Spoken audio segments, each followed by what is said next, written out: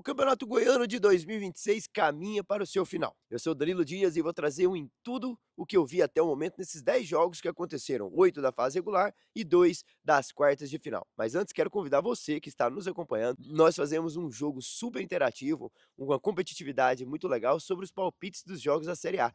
Nesse QR Code aqui ao lado você pode sintonizar, baixar o aplicativo Panela FC e fazer parte de um grupo bem legal que está aí interagindo com os jogos da Série A. O Campeonato Brasileiro já estará indo para a quinta rodada e você pode fazer parte disso. Quarta rodada, né? Tá indo para a quarta rodada e você pode fazer parte desse jogo super legal. E claro, toda rodada tem premiação acima de R$ 150 e você é o meu convidado a fazer parte. Quartas de final do Campeonato Goiano, dois jogos que chamaram a atenção e eu vou trazer eles aqui. O Atlético Clube Goianiense, que vinha de uma derrota para a equipe do Goiatuba, fora de casa. O seu presidente veio a público falar muitas coisas, falar que o jogo foi um jogo de merda de fato, que o time levou a virada para um time tecnicamente muito inferior ao seu, mas só que conseguiu dar a resposta positiva depois e venceu a ABCAT em Ouvidor por 3-0, praticamente garantindo e selando a sua vaga às semifinais. No jogo da volta, um empate em 1-1, um erro defensivo atleticano originou o gol da equipe da ABCAT, mas depois o Atlético conseguiu, com Guilherme Marques, fazer o gol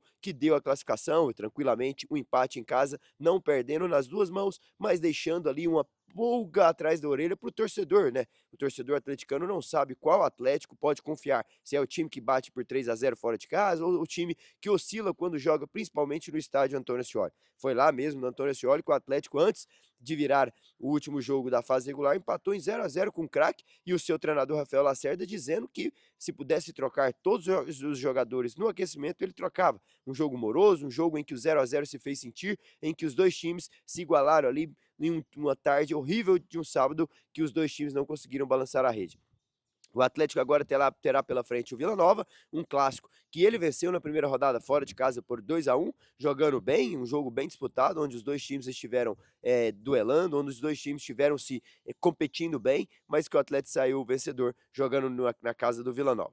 Jogo primeiro que vai acontecer no estádio Antônio Ascioli, o segundo lá na casa do Vila Nova, onde decide em casa. Falando em Vila Nova, o Vila que venceu também, parecido o Atlético, bateu por 2-0 lá no Jonas Duarte, a equipe do Anápolis, reeditando a final de 2025 e esperava-se uma resposta para o seu torcedor para ficar na primeira posição dentro de casa, onde mais de 8.500 torcedores se fizeram presentes no estádio olímpico, mas só que o Vila Nova sentiu um primeiro tempo muito ruim, apático, o Anápolis conseguiu sobressair taticamente, explorou as deficiências defensivas do Vila Nova, principalmente pelo setor direito, que não pôde contar com Elias e nem o Rainer, que são os laterais direitos de ofício, improvisado Pedro Romano, ao lado de Everton no setor direito da defesa do Vila Nova, um desastre. O Everton cometeu um pênalti, tomou um amarelo muito cedo, uns 45 minutos ruim, assim como de todo o Vila Nova, que João Vieira, Marquinhos Gabriel, Della Torre não conseguiram pegar na bola e as decisões de André Luiz sempre no último terço eram mal decididas, eram decisões tomadas de forma precipitada.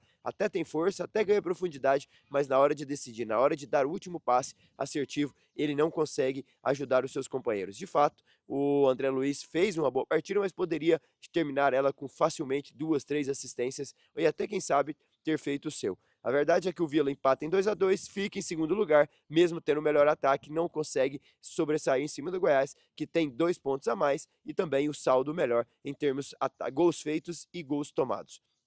Vila Nova e Atlético fará essa grande semifinal em 2 jogos, primeiro no Antônio Ascioli, segundo decidido na casa do Vila, e o seu próprio presidente veio a público falar que o time entrou muito displicente e agora espera uma resposta e vai contar com a ajuda do seu torcedor. Um jogo muito igual, não vejo favoritos aqui, mas se pudesse pender para um lado, eu iria nas análises fundamentadas que eu sempre faço, porque Rafael Lacerda entende de clássico, desde que chegou no estado de Goiás, foram 9 jogos entre clássicos goianos, venceu 5, empatou 4, não sabe o que é derrotas, e uma hora isso uma hora vai acontecer, tudo certo, mas eu vou analisar em cima dos dados que eu tenho, e eu vejo o Rafael Lacerda mais preparado, com a leitura tática melhor quando o assunto é clássico, então pode ser que o Atlético se pende a isso e sobressaia um pouco melhor nesse sentido. Tem Guilherme Marques em evidência fazendo gol de um lado, do outro lado tem João Vieira e Guilherme Della Torre como artilheiro e vice também desse campeonato. Um jogo muito interessante, onde vai acontecer aí essas semifinais do Campeonato Goiano de 2026. E detalhe, os dois times se enfrentam na terceira rodada do Brasileirão da Série B. A outra semifinal teremos o campeão do interior, a Napolina, a chata, que está de regresso depois de 5 anos ao Campeonato Goiano, bateu a equipe da Jataiense fora de casa por 1-0, uma vitória que eu confesso não esperava, a Napolina vencer fora de casa, o time que estava invicto no Arapucão, no estádio onde a Jataiense joga, ela tinha realizado 4 jogos, vencido 3 e empatado 1. E uma dessas 3 vitórias foi inclusive em cima da Napolina por 3-0 na primeira fase, atropelou, sem margens de tomar o gol da Napolina, 3-0, mas futebol tem isso, tem as nuances, né, diferentes. A Napolina que no último jogo da fase regular perde o clássico para o Anápolis, demite o seu treinador Flávio Tanajura e 2 dias depois já estreia no quadrangular final das quartas de final, dentro de casa no Jonas Duarte, e consegue empatar em 1-1 e leva a decisão para Apucão, onde todos não imaginavam que ela poderia vencer lá. E consegue 1-0, a única derrota da Jataiense dentro de casa, ditou e tirou-lhe a vaga para a semifinal, consequentemente a vaga também para a Copa do Brasil de 2027. Aí, o importante é que a Napolina conseguiu, com méritos, estar lá. A Napolina, que é um dos primeiros times a virar SAF no meu estado de Goiás, e está, depois de 5 anos de ausência, regressando à semifinal do Campeonato Goiano de 2026. Vai enfrentar o melhor time da competição, o Goiás.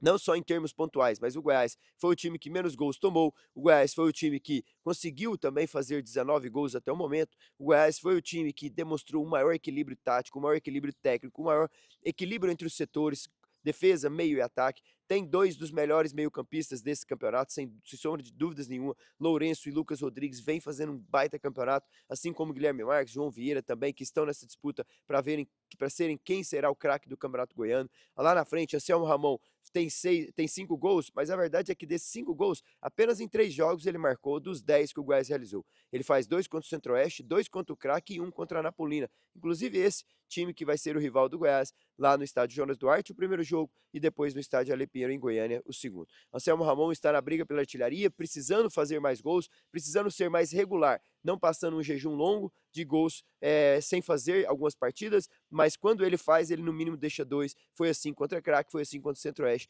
e também contra a Napolina. Foram os 3 jogos que Anselmo Ramon marcou, é um dos vice-artilheiros e vai aí com a arma letal. A verdade é que Jean Carlos está muito bem na linha ofensiva, ganhando profundidade, ganhando personalidade, ganhando sim a jogada no 1 para 1, e todas as vezes que ele aciona essa jogada no 1 para 1, ele consegue sair feliz. O Goiás tem no seu sistema defensivo Lucas Ribeiro e Luizão como 2 setores muito fortes, tanto no jogo aéreo quanto no jogo de saída de bola. Diego Caito voando, um lateral da base, um lateral que colocou no banco o Rodrigo Soares e vem ganhando aí nas mãos de Daniel Paulista essa oportunidade. Lucas Lima já estreou para o seu torcedor, deu uma assistência, já mostrou que tem um perfume, que tem um tato diferente com a posse de bola, e assim vai agregar muito valor. Quem sabe ele possa também figurar aí nessas semifinais, trazendo uma certa qualidade a mais para o meio campo do Goiás. A verdade é que para mim o Goiás é favorito, de fato é o melhor time, de fato em termos pontuais, em termos de tudo que eu trouxe sobre o Goiás, para mim é o time que mais apresentou regularidade ao longo de todo o Campeonato Goiano, então eu vejo que o Goiás estará na grande decisão, ausente de títulos desde 2019, que não vence aqui no nosso estado de Goiás, está necessitado de voltar a vencer, e pode ser que desse ano de 2026 o Goiás sobressaia por ter um melhor treinador, por ter um maior equilíbrio, por ter encontrado esse equilíbrio mais cedo do que Humberto Louser, treinador do Vila Nova, e também Rafael Lacerda, treinador do Atlético. E por esse motivo, quando você encontra o equilíbrio, encontra o 11 ideal mais cedo, você vê que Vila e Atlético ainda oscilam encontrando seus melhores 11 jogadores. O Daniel Paulista, pelo contrário, já encontrou esses 11 jogadores, está dando minutagem, está dando rotina, está dando entendimento cada jogo que passa. Fechou? Eu sou Danilo Dias, quero que você deixe o seu like, compartilhe esse vídeo. Muito obrigado pelo carinho no nosso canal. Fiquem com Deus e até o próximo vídeo. Tchau, tchau.